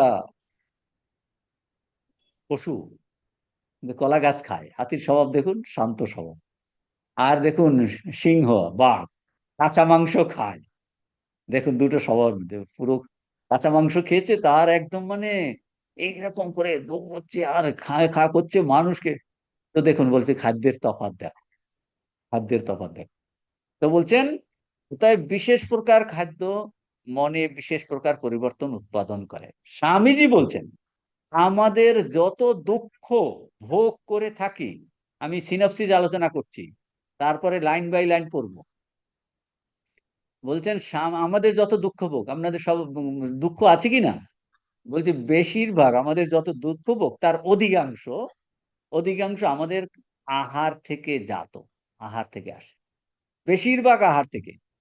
এ সম্বন্ধে স্বামীজি দৈনন্দিন অভিজ্ঞতা হলো, আপনি গুরুপাক খাবার খাচ্ছেন, খাবার অতিরিক্ত ভোজনের পর মনকে আর শুনবে, আপনি রাতে গিয়ে ভালো করে একদম 6টা করে রুটি খান মাংস দিয়ে, কষা মাংস দিয়ে, তারপর দেখবেন আর হজম শক্তি অনেকেরই কমে গেছে, বয়স তো হয়েছে। বলছেন গুরু ভোজন তারপর এত মশলাপাতি দিয়ে তৈরি হয়েছে, অতিরিক্ত ভোজনের পর মনকে সংযত করতে পারবেন, তারপর ধ্যান করতে পারবেন। আগামীকাল কিন্তু শিবরাত্রি, পেটটি পরে খেয়ে নিলেন, তারপরে কি করে উপবাস করবেন? আপনি শিবের জল ঢালবেন, ওখানে বসে বেলুর মঠে বসে ঢুলছেন, কেন? দুপুরে এত খেয়েছেন, কেন উপবাস করে? হ্যাঁ, তার মানে অতিরিক্ত ভোজনের পরে মনকে সংযত করা বড়ই কঠিন। আবার কতকগুলি খাদ্য প্রচন্ড উত্তেজক, বেশি পেঁয়াজ রসুন খান, উত্তেজক, মনকে কিছুতেই আপনাকে সংযত করতে দেবে না। রামানুজাচার্যের মতে বলছেন ভক্ত হতে গেলে, ভগবানের প্রতি প্রীতি অনুভব করতে গেলে, বলছেন ভক্তি লাভ করতে গেলে খাদ্যের ত্রিবিধ দোষ দূর করতে হবে। বলছে 3 ধরনের দোষে খাদ্য দুষ্ট হয়। বুঝতে পেরেছেন? একদম প্র্যাকটিক্যাল কথা বলেছেন, প্র্যাকটিক্যাল কথা বলেছেন। কি দোষ? খাদ্যের জাতি দোষ, আশ্রয় দোষ, আর নিমিত্ত দোষ। খাদ্যের কি কি কুইজ, খাদ্যে কি কি দোষ হতে পারে? সঙ্গে সঙ্গে হাত তুলে বলতে হবে খাদ্যে জাতি দোষ, আশ্রয় দোষ, নিমিত্ত দোষ। জাতি দোষ কি কি? খাদ্য বিশেষের প্রকৃতিগত দোষ বলতে বোঝায়, এটা হলো জাতি দোষ। সর্বপ্রকার উত্তেজক খাবার পরিহার, বলছে এই জাতি দোষ হলো উত্তেজক, উত্তেজনা করে মনকে, শরীরকে। বলছে উত্তেজক খাবার পরিহার করতে হবে। বলছেন দুর্গন্ধযুক্ত বাসি খাদ্য, যার স্বাভাবিক রস, আমরা আবার গীতা থেকে পরে যখন স্বামীজি বলবো গীতাতে চলে যাব, গীতাতে আছে এগুলো আবার, যে স্বাভাবিক রস শুকিয়ে গেছে, সেই খাদ্য বর্জন করতে হবে। বলছে সেই খাদ্য আমাকে, বলছে এই খাদ্য খাদ্য বিষয়ের এই একটা দোষ। আর কি? বলছে আশ্রয় দোষ, যে ব্যক্তির কাছ থেকে খাদ্য আসছে তার সংস্পর্শে খাদ্যের দোষ জন্মে। এগুলো খুব ইন্টারেস্টিং টপিক। তো আশ্রয় দোষ মানে যিনি ভক্ত হতে চান, রামানুজাচার্য বলছেন, বলছেন তাহলে যাদের অসৎ চরিত্র বলে জানেন যাদের, বলছে তাদের, তাদের সঙ্গে তাদের হাতে খাবেন না, বলছেন। এখন এগুলো অনেক ভালো করে বুঝতে হবে। তাদের দ্বারা স্পৃষ্ট খাবার খেতে বারণ করছে। আশ্রয় দোষ বোঝাটা খুব কঠিন, এ নিয়ে অনেক সময় আমরা ক্যারিকেচার করি, ভারতবর্ষে খুব ক্যারিকেচার হয়েছে এ নিয়ে, পরে আসি আমরা। এটা হলো কি? আশ্রয় দোষ। আর একটা কি বলছেন? নিমিত্ত দোষ। এটা বোঝা খুব সহজ, অর্থাৎ কোনো অসুচি বস্তুর, যেমন খাবারে যদি চুল পড়ে যায়, ধূলিকণা, রাস্তার পাশের খাবার ইত্যাদি, এটা হচ্ছে সংস্পর্শজনিত, এটা হলো নিমিত্ত দোষ। তাহলে জাতি দোষ, আশ্রয় দোষ, আর নিমিত্ত দোষ। রামানুজাচার্য বলছেন খাদ্য সম্বন্ধে এই ত্রিবিধ দোষগুলি বর্জন করলে কি হবে? খাদ্যটা শুদ্ধ হবে। শুদ্ধ হয়, অর্থাৎ এটাকে বলে আহার। আমরা আহার করি না, এটাকে সংস্কৃত বলে আহার। আহার শুদ্ধ হবে। আহার যদি শুদ্ধ হয়, মনটাও শুদ্ধ হবে। কারণ আহারের সঙ্গেই তো দেহ মন। আহার দিয়ে আপনার শরীর হয়েছে, মনও তৈরি হয়েছে। মনও শুদ্ধ হয়। মন যদি শুদ্ধ হয়, সেই শুদ্ধ মনে কি হবে? বলছে ঈশ্বরের স্মৃতি অব্যাহত থাকবে। তখন রামানুজাচার্য ছান্দোগ্য উপনিষদ থেকে কোট করছেন, আহার শুদ্ধ সত্য শুদ্ধি, সত্য শুদ্ধ ধ্রুবা স্মৃতি। রামানুজাচার্য এই উপনিষদের ওই মন্ত্রের ব্যাখ্যা এইরূপ করেছেন যে খাদ্যের এই ত্রিভুজ দোষ বর্জন করলে আহার শুদ্ধ, আহার মানে খাদ্য, সেই খাদ্য যদি শুদ্ধ হয়, অর্থাৎ কিনা ত্রিভুজ দোষ বর্জিত হয়, আহার শুদ্ধ সত্য শুদ্ধি, অর্থাৎ কিনা আমাদের অন্তঃকরণ যার দ্বারা তৈরি সেটা শুদ্ধ হবে। সত্য শুদ্ধ, অন্তঃকরণ যখন শুদ্ধ হবে, স্বচ্ছ হবে, পবিত্র হবে, তখন কি হবে? ধ্রুবা স্মৃতি, বলছে ঈশ্বরের একদম স্মৃতি, ঈশ্বরের কথা মনে পড়বে। রামানুজাচার্য এইটা ব্যাখ্যা করেছে। স্বামীজি এই বিবেককে, এইটা এই খুব সংক্ষেপে আমরা এটা আলোচনা করলাম। এখন আমরা ডিটেইলসে যাচ্ছি, এটা খুব ইম্পর্টেন্ট। তো এখন চলুন, তাহলে এখন আমরা স্বামীজিকে পড়ব। আমি স্বামীজিকে অবলম্বন করে তিনটে জিনিস বিবেক আলোচনা করা হয়ে গেছে। স্বামীজিকে অবলম্বন করে সিনপসিস, এখন ডিটেইলসে। তো স্বামীজি বলছেন কি, রামানুজাচার্যের মতে এই যে ভগবানের প্রবল অনুরাগ বা ভক্তি লাভ করলে নিম্নলিখিত সাধন প্রণালী অর্থাৎ কিনা উপায়গুলির অনুষ্ঠান করিতে হয়। প্রথমত কি? বিবেক। এই বিবেক সাধনটি বিশেষত স্বামীজি বলছেন পাশ্চাত্যবাসীদের নিকট একটা অদ্ভুত জিনিস। বিবেক ব্যাপারটা বলছেন কোথায়? এটা নিউ ইয়র্কে, বুঝতে পারছেন? নিউ ইয়র্কে রামানুজাচার্যের মতে খাদ্যাখাদ্যের বিচার। তাহলে এই বিবেকের অর্থ কি? তাহলে কুইজ, রামানুজাচার্যের মতে বিবেকের কি অর্থ? আপনাকে সঙ্গে সঙ্গে বলতে হবে খাদ্যাখাদ্য বিচার। এখন বেদান্তে বিচারের কনটেক্সটে আপনাকে আলাদা বুঝতে হবে। বেদান্তে বিচার বলতে আমরা কি বুঝি? বেদান্তে বেদান্তে বিচার মানে হলো সদ অসৎ বিচার, নিত্যানিত্য বস্তু বিবেক। বেদান্তে বিচার, বেদান্তে নিত্য নিত্য বিবেক বলতে নিত্যানিত্য বস্তু বিবেক। আর রামানুজাচার্য এখানে বিবেকের অর্থ কি করেছেন? খাদ্যাখাদ্য বিচার, খাদ্য আর অখাদ্য, খাদ্যাখাদ্য। হ্যাঁ, দুটো যোগ করে খাদ্যাখাদ্য হয়ে গেছে। কোনটা আমার খাদ্য, কোনটা আমার অখাদ্য, মানে আমার আহার নয়, কোনটা আমার আহার গ্রহণ করব, কোনটা গ্রহণ করব না। তাহলে বিবেকের অর্থ, বেদান্তে বিবেকের অর্থ কিন্তু এটা নয়। শঙ্করাচার্য বিবেকের অর্থ এটা করেননি, আমরা সেটা পরে আসছি। এখন প্রথমে রামানুজাচার্য। তাহলে রামানুজের মতে ইহার অর্থ, অর্থাৎ বিবেকের অর্থ খাদ্যাখাদ্যের বিচার। কি বলছেন স্বামীজি এখানে? এক, যে সকল উপাদানে দেহ মনের বিভিন্ন শক্তি গঠিত হয়, আপনার দেহ, আমার দেহ আর মনের বিভিন্ন শক্তি গঠিত হয়, খাদ্যের মধ্যে সেইগুলি বিদ্যমান। দেখুন, খাদ্যের মধ্যে এই, তার মধ্যে ওই জিনিসগুলো আছে, খাদ্যের মধ্যে ওইগুলো যার দ্বারা আমার দেহ আর মন তৈরি হয়েছে। আমি এখন যেরূপ শক্তি প্রকাশ করিতেছি, আপনি যে শক্তি প্রকাশ করছেন, তাহার সবই আমার ভুক্ত খাদ্যের মধ্যে ছিল। এত বছর ধরে যত আপনি আলু, পটল, মাছ, ইলিশ মাছ, কই মাছ যত খেয়েছেন। বলছে ওই ইটটার মধ্যে কিন্তু সব ছিল। বলছে আমার ভুক্ত খাদ্যের মধ্যে ছিল, আমার দেহ মনের ভিতর উহা পরিবর্তিত, সঞ্চিত ও নূতন দিকে চালিত হইয়াছে মাত্র। আমার ওই খাদ্যগুলোই পরিবর্তিত, মানে ওটাকে হজম করে পরিবর্তিত, সঞ্চিত আর নূতন দিকে চালিত হইয়াছে মাত্র। শুধু ওই খাবারটাই নূতন চালিত হয়েছে মাত্র, আর কিছু হয়নি, ওই খাদ্য থেকেই হয়েছে। কিন্তু ভুক্ত খাদ্য দ্রব্যের সহিত দেহ মনের স্বরূপত কোনো প্রভেদ নাই, ধর্মত কোনো প্রভেদ নাই। খুব ইম্পর্টেন্ট কথা, প্রত্যেকটা লাইন ইম্পর্টেন্ট, প্রত্যেকটা লাইন ইম্পর্টেন্ট। ভুক্ত খাদ্য দ্রব্যের সহিত আমার দেহ মনের স্বরূপত কোনো প্রভেদ নাই।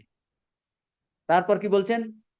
বহির্জগতে জড়বস্তু ও শক্তি আমাদের ভিতর দেহ ও মনের আকার ধারণ করে। বহির্জগতের মানে বাইরে, আলু কিন্তু বাইরে ছিল, পরোটাটা বাইরে ছিল, তাই না?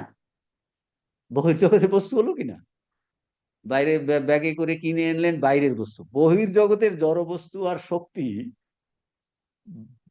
শক্তি আমাদের ভিতর দেহ মনের আকার ধারণ করছে। বলছে বাইরের ওই বস্তুটা ভিতরে গেল, দেহ মনের আকার ধারণ করে। দেহ মন এবং খাদ্যের মধ্যে প্রভেদ কেবল প্রকাশের তারতম্যে। প্রকাশের তারতম্য, প্রকাশ মানে ওটা স্থূল বস্তু বাইরে, আর এটা এখন সেটা হজম হয়ে সূক্ষ্ম ধারণ করেছে। বলবেন স্বামীজি, বলছে তাই যদি হইল, বলছে if is a statement of fact, এটা তো স্টেটমেন্ট অফ ফ্যাক্ট, তো তাই যদি হইল, অর্থাৎ যদি আমাদের খাদ্যের জড়, ওগুলো জড় কণাগুলি তো পার্টিকেল, ম্যাটার, মেটেরিয়াল পার্টিকেল, আপনি কুচি কুচি কুচি কুচি করুন, বলছে এটা জড় পার্টিকেল। জড় কণাগুলি হইতে আমরা চিন্তা শক্তির যন্ত্র প্রস্তুত করি। চিন্তা শক্তির যন্ত্র, যেটাকে আমরা মন বলি বা অন্তঃকরণ বলি, চিন্তা শক্তির যন্ত্র প্রস্তুত করি। আর ওই কণাগুলির মধ্যবর্তী সূক্ষ্মতর শক্তি সমূহ হইতে আমরা চিন্তা উৎপন্ন করি। তবে ইহাও সহজে প্রমাণিত হইবে যে এই চিন্তা শক্তি ও তাহার যন্ত্র উভয় আমাদের ভুক্ত খাদ্যদ্রব্যের দ্বারা প্রভাবিত হইবে। বিশেষ প্রকার খাদ্য মনে বিশেষ প্রকার পরিবর্তন উৎপাদন করিবে। এটা থিওরি বললেন স্বামীজি। প্রথম বললেন কোনো তফাৎ নাই, এটা থেকে আমাদের ওই জড়বস্তু আমাদের দেহ মনের আকার ধারণ করে। এইটাই যদি সত্য হয়, যদি হয়, তাহলে কি খাদ্যের জড় কণাগুলি হইতে আমাদের চিন্তা শক্তির যন্ত্র প্রস্তুত করি, তাহলে খাদ্যগুলো আমাদের বর্তমানে, আপনি এখন আপনার একটা মন দেহ আছে, এখন যে খাদ্যগুলো আবার এখন নিচ্ছেন, বলছে ও কিন্তু আপনার দেহ মনকে পরিবর্তিত করবে, ও আমার উপর প্রভাব বিস্তার করবে, প্রভাব বিস্তার করবে, দিন দিন প্রভাব বিস্তার, খাদ্য মনের বিশেষ পরিবর্তন উৎপাদন করিবে। এটা থিওরি বললেন। এই থিওরিটাকে স্বামীজি এখন এক্সাম্পল দেখেন, স্বামীজির পদ্ধতিটা বুঝুন। প্রথমে স্বামীজি থিওরিটা বলে দিয়েছেন, এখন এটাকে এক্সাম্পল দ্বারা বোঝাবেন। এক্সাম্পল দেওয়ার পরে আমাদের অভিজ্ঞতা বলবেন, বুঝতে পারছেন? থিওরি বললেন, এক্সাম্পল দেবেন, এক্সাম্পলের পর বলবেন আমাদের অভিজ্ঞতা, আমাদের এক্সপিরিয়েন্স, তাহলে তত্ত্ব কথা বলছেন, উদাহরণ দেবেন, আমাদের অনুভব বলবেন। হুম, তাহলে দেখুন এখন, এই দেখুন এখন এক্সাম্পল দেবেন। কি বিশেষ প্রকার খাদ্য মনে বিশেষ প্রকার পরিবর্তন উৎপাদন করবে, প্রতিদিনই আমরা ইহা দেখিয়া থাকি। আরো কত প্রকার খাদ্য আছে যেগুলি শরীরে পরিবর্তন সাধন করে, শরীর সাধন করে, পরিণামে মনকেও প্রবলভাবে প্রভাবিত, শরীরকে পরিবর্তন সাধন করে, মনকেও প্রবলভাবে প্রভাবিত করে। ইহা একটি বিশেষ শিক্ষণীয় তত্ত্ব। আমরা যত দুঃখ ভোগ করিয়া থাকি, এই এক্সপিরিয়েন্স বলছেন। আর এক্সাম্পল কি, স্বামীজি এক্সাম্পল দিয়েছেন অন্য জায়গাতে, সিংহ আর হাতির উদাহরণ দিয়েছেন স্বামী শিষ্য সংবাদে, ওখানে ওই খাদ্য নিয়ে আলোচনা করেছেন। আমরা যত দুঃখ ভোগ করিয়া থাকি, তাহার অধিকাংশই আমাদের আহার হইতে জাত। এক্সপিরিয়েন্স বলছেন, আপনারা দেখিয়াছেন, এই নিজের আমাদের এক্সপিরিয়েন্স বলছেন, দেখিয়াছেন অতিরিক্ত ও গুরুপাক ভোজনের পর মনকে সংযত করা বড়ই কঠিন। তখন মন অবিরত ছুটিতে থাকে। কতকগুলি খাদ্য উত্তেজক, সেইগুলি খাইলে দেখিবেন মনকে সংযত করিতে পারিতেছেন না। অধিক পরিমাণে সুরা বা অন্যান্য মাদকদ্রব্য পান করিলে মানুষ বুঝিতে পারে মনকে আর সংযত রাখা যাইবে না, মন তাহার আয়ত্তের বাহিরে চলিয়া যায়।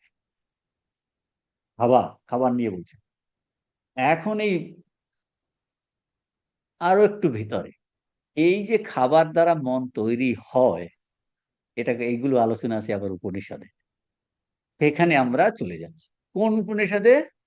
ছান্দোগ্য উপনিষদে। শ্বেতকেতু ছান্দোগ্য উপনিষদে শরীর এই বাবা ওকে ব্রহ্মবিদ্যা শেখাচ্ছে, বুঝতে পারছেন? ছান্দোগ্য উপনিষদ প্রাচীন উপনিষদ, তার ষষ্ঠ অধ্যায় আছে। ষষ্ঠ অধ্যায়, এই ষষ্ঠ অধ্যায় এই নিয়ে আলোচনা আছে। হুম। তো ওখানটায় কি বলছেন? ওখানটায় বলছেন শ্বেতকেতু, শ্বেতকেতুকে শেখাচ্ছেন বাবা। তো কি বলছেন? বলছেন যে এই আমাদের যে অন্ন অর্থাৎ খাবার ভক্ষিত হয়ে কি হয়, ত্রিবিধ আকারে পরিণত হয়। আমরা যা খাচ্ছি রোজ, বলছে ত্রিবিধ আকারে পরিণত হয়। তার মধ্যে হলো স্থূলতম অংশটা কি? স্থূলতম অংশ, মধ্যমাংশ আর সূক্ষ্ম। তো বলছেন স্থূল অংশ আমাদের মলে পরিণত হয়, বিষ্ঠা, দৈলীয় অভিজ্ঞতা। স্থূল অংশ মলে পরিণত হয়। বলছেন মধ্যমাংশ, মধ্যমাংশে কি হয়, তরল রক্ততে পরিণত হয় এবং ক্রমে মাংস হয়। কোন অংশ দিয়া? মধ্য মাংস থেকে। আর সূক্ষ্মাংশ ঊর্ধ্বে হৃদয় দেশে গিয়ে বলছে চিতা নামক নারীর সকলে প্রবেশ পূর্বক এই বাগাদি ইন্দ্রিয়ের স্থিতির কারণ হয় এবং ওইরূপে পরিশেষে ইন্দ্রিয় বর্গের অধিষ্ঠাতা মনের পুষ্টি সাধন করে। অর্থাৎ কিনা সূক্ষ্মতম অংশে মনে পরিণত হয়। তাহলে তিনটে অংশ, স্থূল অংশ মলে পরিণত হয়, মধ্যমাংশ দ্বারা মাংস রক্ত এইগুলো হয়, আর সূক্ষ্মাংশের দ্বারা কি তৈরি হয়? মন তৈরি হয়, ইন্দ্রিয় মন তৈরি হয়। এখন অন্যগুলো আরো অনেক আছে, জল পিত হয়ে তাতেও ত্রিবিধ আকার। জলও তো একটা খাওয়ার মধ্যে। ওই স্থূল অংশটি মূত্রে পরিণত হয়, মধ্যমাংশ তার রক্তে, সূক্ষ্মাংশ প্রাণে পরিণত হয়, তেজ ঘৃতাদি ওই ওই খাবার খাইয়া ত্রিবিধ রূপান্তর প্রাপ্ত হয়। স্থূল মাংস অস্থিতে হয়, মধ্যমাংশ মজ্জায় পরিণত হয়, সূক্ষ্মাংশ বাক্যে পরিণত হয়, বাক। এইগুলো নিয়ে এই ছান্দোগ্য উপনিষদে এক একটা খাবার নিয়ে নিয়ে আলোচনা করেছে, বুঝতে পারছেন তো? তো এখন ওই যে শ্বেতকেতু, তো ও বুঝতে পারছে না। ও লাস্টে লাস্টে অরুণী কি বলছে? অতএব হে সৌম্য, হে শ্বেতকেতু, মনটা কি? মন হলো অন্নময়, ওই খাবার দ্বারা তৈরি হচ্ছে মন, ওই সূক্ষ্মাংশ থেকে মন তৈরি হচ্ছে। মন হলো অন্নময়। আর প্রাণ, এই যে প্রাণ শক্তি, প্রাণটা কি? বলছে প্রাণ হলো জলময়। আর বাক, বাঘ, বাঘ হলো তেজময়ী। তখন শ্বেতকেতু বলছে বাবা বুঝতে পারছি না, ও বুঝতে পারছি না, ভালো করে বলো। ও বলছে আপনি আমায় পুনরায় বুঝিয়ে দিন। আর উনি বলছেন আচ্ছা বাবা, তোমাকে ভালো করে বোঝাচ্ছি। বলছে ঠিক আছে। তখন কি করলো, যে ওকে বলল হে সৌম্য, তুমি এক কাজ করো, তুমি এই বলছেন তুমি 15 দিন আহার করবে না, তোমাকে বুঝাচ্ছি। 15 দিন তুমি আহার খেতে পারবে না। তার পিছনে আরো কাহিনী আছে, আমি একটু সহজ করে বলছি। 15 দিন আহার করো না, তবে কিন্তু তুমি জল পান করতে পারবে, খাবার খেতে পারবে না। জল পান, দেখবেন এই যখন অনশন করে না, অন্য কোনো খাবার খায় না, জল খেয়ে প্রাণ বেঁচে থাকবে। তো বলছে তুমি আহার করবে না, যথেচ্ছ জল পান করিও, কারণ প্রাণ হলো, তুমি মরবে না, প্রাণ হলো জলময়, যে জল পান করে প্রাণ তার বিয়োগ হয় না। তো বলছে সে তো কিন্তু 15 দিন আহার করলো না। তারপর 1600 দিনে বলছে বাবার কাছে গিয়ে উপস্থিত হলো, আরুনির কাছে। বলছেন পিতা কি করব আমি, কি বলবো? বলছে হে সৌম্য, তুমি এখন, ওকে তো আগে আগে বেদ শিখিয়েছে, বলছে তুমি ঋক যজু সাম এই সকল উচ্চারণ করো। সে তো কিন্তু বললেন, বাবা পিতা, হে পিতা, ওইগুলি তো আমার মনে প্রতিবাদ হচ্ছে না। মানে বাড়িতে গিয়ে আপনার ছেলে মেয়েকে খাবার দেবেন না, খাবার দিয়ে 3 দিন, একদিন, 2 দিন, 3 দিন, তারপর পড়া ধরুন। তুমি আমাকে খাবার দিচ্ছ না, এখন পড়া ধরছো, সব ভুলে গেছি। তো ও 15 দিন পরে বলছে, না আমার এগুলো মনে পড়ছে না, মনে পড়ছে না। বলে আচ্ছা আচ্ছা, তাহলে তো ও বলছে তোমার এই শুধু কিন্তু প্রাণ বেঁচে আছে, যেহেতু জল খেয়েছে, প্রাণ নিঃশ্বাস প্রশ্বাস নিচ্ছে। তোমারও এই একটা কলা, 1600 কলার মধ্যে একটা কলা, বলছে তুমি সেইটা বাকি আছে, সেই জন্য তুমি মনটা দুর্বল হয়ে গেছে, এগুলো তোমার স্মরণ নাই। তো ঠিক আছে, তুমি এখন আহার করো। তাহলে পনের তার কথা, তাহলে আমার বুঝতে পারো। তখন ও কি করলো? বলছে তখন সে আবার আহার করলো। আহার টাহার করে আবার যখন শক্তি সামর্থ্য এলো, দুর্বলতা চলে গেছে, তখন আবার বাবার কাছে গেছে। বলছে তাহলে কিছু জিজ্ঞাসা করলো যে সকল, তখন ও খুব সুন্দর করে বলেছে। তখন ওর বাবা বলল, হে সৌম্য, এই রকম, তাহলে ওই যে খাদ্য অবশিষ্ট, উক্ত অবশিষ্ট খাদ্য, বলছে এই এখান থেকেই, এই খাদ্য থেকে ধীরে ধীরে, আমি সংক্ষেপে চলে যাচ্ছি, হে সৌম্য, এই মনটা হলো অন্নময়। তোমার একটা দুর্বল হয়ে গেছিল, সেই জন্য তোমার মনে থাকে না। প্রাণ, তুমি জল খেয়েছিলে, প্রাণ হলো জলময়, আর বাঘ হলো তেজময়ী, পিতার বাক্য হইতে সেতুগত এটা অবগত হলো। সংক্ষেপে এই কাহিনী, এটা আছে ছান্দোগ্য উপনিষদের 6ষ্ঠ অধ্যায়। স্বামীজি এই যে বলছেন না, এই উপনিষদ এই থেকেই বলছে, আমি উপনিষদের বাইরে কিচ্ছুটি বলিনি, উপনিষদ থেকে এগুলো সহজ সরল ভাবে বলেছেন। আমাদের দৈনন্দিন অভিজ্ঞতা থেকেও আমরা এবং, এটা কিছুটা বুঝতে পারি। তো তাহলে এইটা হলো যে স্বামীজি তত্ত্ব কথা বলেছেন, এক্সাম্পল দিয়েছেন, আর আমাদের নিজেদের এক্সপিরিয়েন্স বলছেন, যে খাবারের এমন প্রভাব, খাবারের এমন প্রভাব, এই যে খাবারের প্রভাব, এখন তাহলে খাবারের দ্বারা আমাদের শরীর তৈরি হচ্ছে, খাবারের দ্বারা আমাদের মন তৈরি হচ্ছে, নিত্য নতুন আপনি আরো খাবার খান, ধীরে ধীরে শরীর মন পরিবর্তিত হচ্ছে, ওর উপর এফেক্ট করছে। রামানুজাচার্য, নেক্সট প্যারাগ্রাফ, রামানুজাচার্যের মতে খাদ্য সম্বন্ধীয় ত্রিবিধ দোষ পরিহার করা কর্তব্য। অর্থাৎ বিবেক, তাহলে বিবেকের অর্থ কি?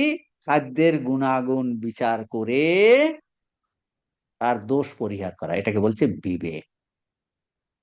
খাদ্যের গুণাগুণ বিচার করে তার দোষ পরিহার করা, এটা হলো বিবেক। তাহলে তখন এখন দেখুন স্বামীজি বলছে দোষ আর দোষ বিচার, এখন আসছে ওইগুলোতে। প্রথমত জাতি দোষ। জাতি দোষ অর্থে এই খাদ্য বিশেষের প্রকৃতিগত দোষ বুঝায়। সর্বপ্রকার উত্তেজক খাদ্য পরিত্যাগ করিতে হইবে, যথা মাংস। এখানে আজকে পরেই বাড়িতে গিয়ে আর বাজারে আর মাংস আপনি কিনতেই যাচ্ছেন না, কিন্তু ব্যাপারটা ভালো করে বুঝুন, না বুঝে অন্ধভাবে কিছু। বলছেন যথা মাংস, মাংসাহার ত্যাগ করিতে হইবে, কারণ উহার স্বভাবতই অপবিত্র। অন্যের প্রাণ নাশ করিয়া তবেই মাংস খাইতে পারি, মাংস খাইয়া আমরা ক্ষণিক সুখ পাই, আর আমাদের যেটুকু সুখের জন্য একটি প্রাণীকে তাহার প্রাণ দিতে হয়। শুধু তাই নয়, এজন্য আমরা মানুষের অবনতির কারণ হইয়া থাকি।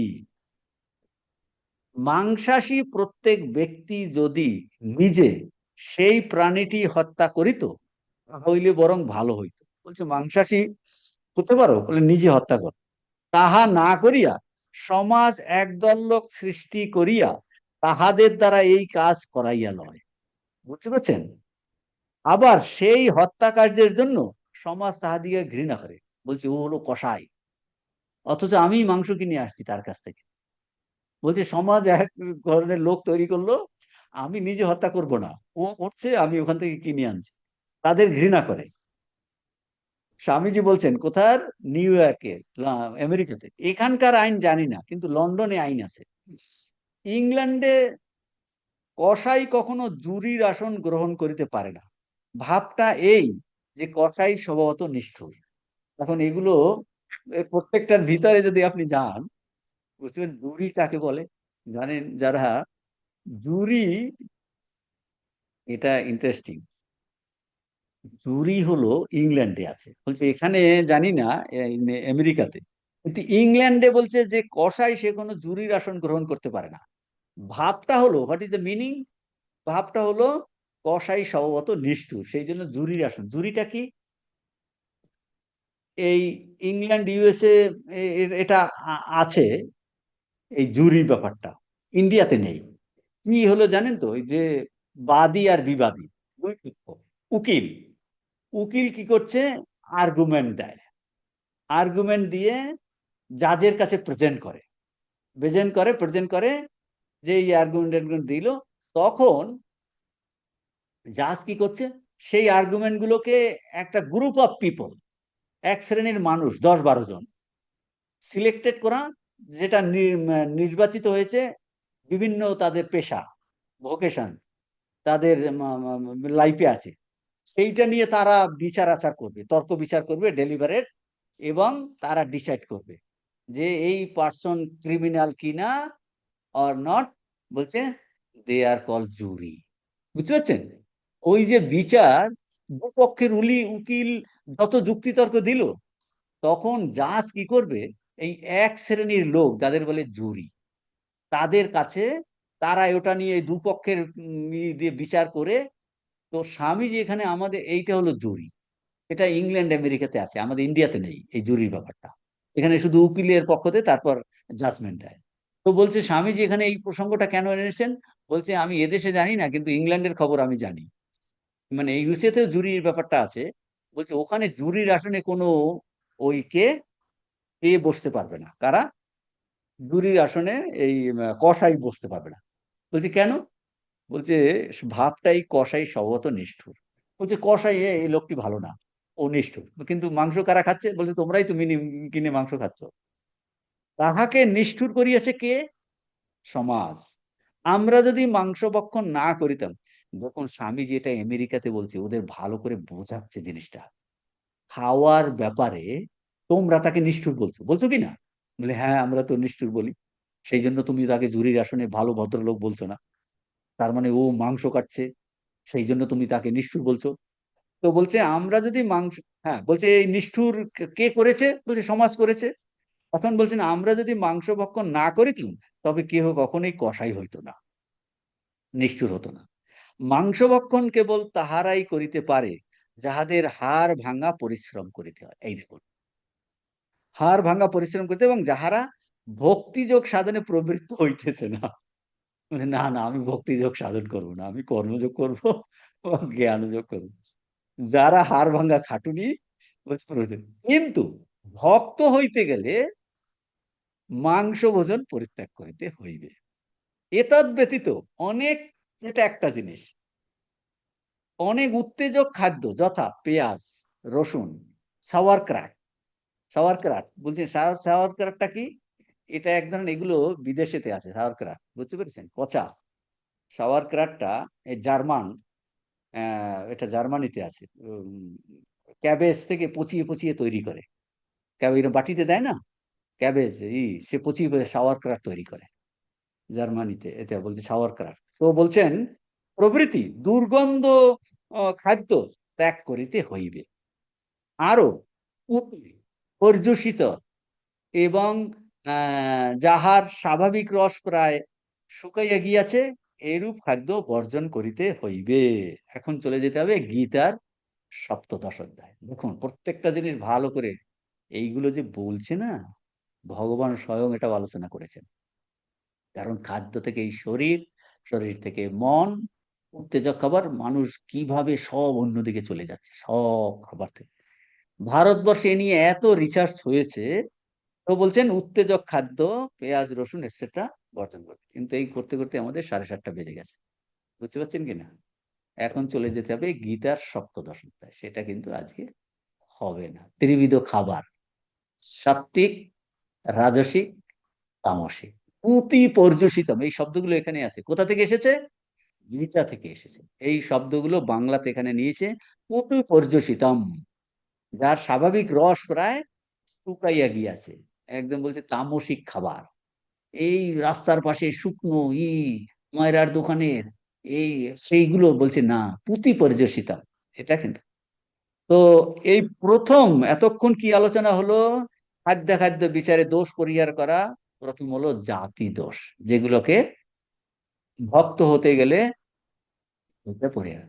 এখন হঠাৎ বাড়িতে গিয়ে, এখন আলোচনা হয়নি, বাড়িতে গিয়ে মাংস খাওয়া, আমার বাড়িতে মাংস ছিল, রাতে খাবেন বলে রেখেছিলেন, আপনি খেয়ে খাওয়াটা বন্ধ করে দিল। বলছি না না, এটা বুঝুন ব্যাপারটা একবারে। এগুলো ধীরে ধীরে সত্যিকারের আমি লাভ করে করতে হবে। সেটাও স্বামীজি অন্য জায়গাতে আলোচনা করেছেন। সেই জন্য স্বামীজির এই বইটা না, ভক্তিযোগ, স্বামী শিষ্য সংবাদ, বিভিন্ন জায়গা থেকে একটা সুসমন্বিত ভাব আমাদের কাছে থাকতে হবে। তবে বলেছেন খাদ্যের প্রভাব আছে, এ বিষয়ে কোনো সন্দেহ নাই, কোনো সন্দেহ নাই। সেই জন্য ভক্ত হতে গেলে রামানুজাচার্য বলছেন এই প্রথমেই হলো জাতি দোষ পরিহার করতে হবে, উত্তেজক খাবার পরিহার, যারা ভক্ত হতে চান এইটা। কিন্তু যাদের হাড় ভাঙা খাটেনি, এখন শুধু একটা ঘটনা বলে শেষ করছি। বুদ্ধদেবের সময়, বুদ্ধদেব তো প্রাণী হত্যা বারণ করেছেন তো। তো এই নিয়মটা সবার জন্য অ্যাপ্লাই হয়ে গেছিল পরবর্তীকালে। বুঝছেন, যারা সৈন্যবাহিনীতে আছে, কি দেশ রক্ষা করতে হবে, বলে তাদের যদি তুমি নিরামিষ খাওয়াও কি হবে? ধীরে ধীরে দুর্বল হয়ে যাবে, দেশকে রক্ষা করে। বলছে এই জন্য বিদেশি আক্রমণ ভারতবর্ষে হয়েছে। একসময় ভারতবর্ষ এত উইক হয়ে পড়েছিল যে প্রতিরোধ শক্তি হারিয়ে গেছে। যেটা যার, ওরা কি সৈন্যবাহিনী কি ভক্তি লাভ করতে যাচ্ছে নাকি? বলছে যাদের জন্য যেটা অ্যাপ্লাই করা উচিত নয়, সেটা অ্যাপ্লাই হয়েছিল। এই জন্য স্বামীজিকে সামগ্রিক ভাবে পড়তে হবে, ভালো করে ব্যাপারটা বুঝতে হবে। হ্যাঁ, ভক্তি লাভ যে সত্যি সত্যি করতে চায়, বলছে তার ক্ষেত্রে আহার শুদ্ধি হতে হবে। সেটার মধ্যে 3 ধরনের দোষ পরিত্যাগ করতে হবে, তা উত্তেজক খাবার পরিত্যাগ করতে হবে। এই একটা জিনিস এতক্ষণ আমরা আলোচনা, আজকে এই পর্যন্ত। বাড়িতে গিয়ে খেতে পারেন, অল্প করে খান, ধীরে ধীরে। এক প্রশ্ন আগে শেষ করে নিই, শান্তি শান্তি, তারপরে প্রশ্ন। ওম শান্তি শান্তি শান্তি, হরি ওম তৎসৎ। শ্রীরামকৃষ্ণার্পণমস্তু। এখন প্রশ্ন করুন। হ্যাঁ, প্রণাম মহারাজ। বলুন। আপনি বললেন না মন হলো অন্নময়, আর প্রাণ হলো জলময়, আর চলো, বাক হলো তেজময়ী। তেজময়ী। এটা মানে বুঝলাম না মহারাজ, বাক হলো এই তেজময়ী। জন্য বলে, যার দেখুন, বলছে ঘি খাবি, ঘি গেলে গলার স্বর ঈশ্বর জন্য, বুঝতে পারছেন কিনা? হ্যাঁ, তেজময়ী বলছে যে তেজ বৃদ্ধি হয়। 3 ধরনের বাক, বাক শক্তি বলছে ওই ধরনের খাবার খেলে তেজ বৃদ্ধি হয়। এগুলো আলোচনা আমি ডিটেলসে যাইনি, এই আছে ছান্দোগ্য উপনিষদে। তেজময়ী মানে কি শুধু ঘি? না, আরো আছে তেজময়ী। তো এখানটায় এই সেই সেই ব্যাপারগুলো এখানে আলোচনা আছে, আমি তার মধ্যে কিন্তু যাইনি, বুঝতে পেরেছেন তো, তার মধ্যে যাইনি। তো মোটামুটি এই জলময় প্রাণ। ঠিক আছে তাহলে।